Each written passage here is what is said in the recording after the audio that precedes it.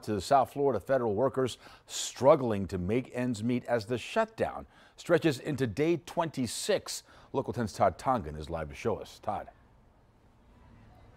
Well, with that shutdown continuing and no federal assistance within sight, it's up to local politicians and government, local charitable organizations, and local businesses like this one to pitch in to those that are hardest hit by this.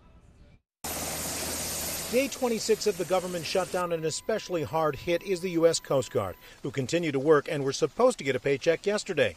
They'll not speak publicly because they're bound by military law and protocol, but they're also bound by civilian law, and many are worried about making alimony or a child support payment while not getting paid and the legal consequences. And if something happens and they're prosecuted for not paying child support or anything like that because they're not getting paid, then all of a sudden they could lose their clearance, they could lose their status, they could lose their job.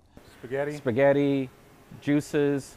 This warehouse in Sunrise is stocked with food for South Florida families in need, but the Coalition of South Florida Muslim Organizations is opening 2 distribution centers for federally furloughed workers. A lot of people just live paycheck to paycheck. How are you going to pay the bills? You know, you can defer some payments. You can defer an insurance, a car payment. You can't defer groceries. Yeah, you can't defer food.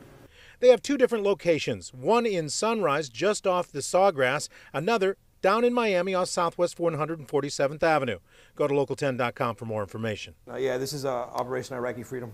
At Florida Pawn, a Hollywood vet whose retirement hasn't been processed yet pawned his service medals. Michael Andrews tells us more and more people are pawning because of the shutdown. They express themselves to us that they're government employees. That's the first thing they say. They haven't been getting paid in weeks now, and they need extra cash to get by, to get their basic necessities, you know. And to get one of those short-term interest-free loans from Florida Pawn, you can go to 2 different locations.